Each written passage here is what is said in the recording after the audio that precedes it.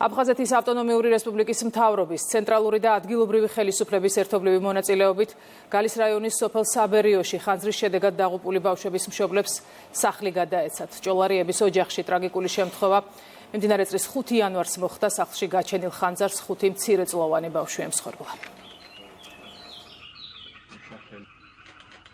უმნიშვნელოვანესია ამ ახალგაზრდა ოჯახის მიმართ თანადგომა და ყურადღება.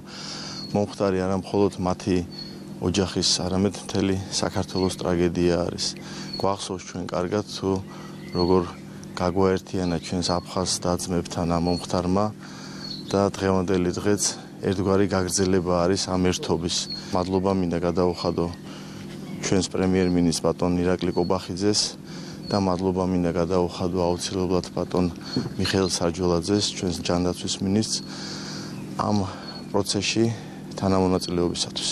თითქმის ყველა უწყება ჩართული იყო ამ პროცესებში. ჯანდაცვის სამინისტროც თავმჯდომარედ ახორციელებდა მინისტრის კონტროლის ქვეშ ყველა იმითარებას, რომ ეს პროცესები მისულიყო ბოლომდე. აფხაზეთის მთავრობა თავისთავად ცხადია, საიდანაც განხორციელდა ეს პირველი ნაბიჯების გადადგმა და მათ გვერდში დგომა სასიცოცხლოდ საჭიროა.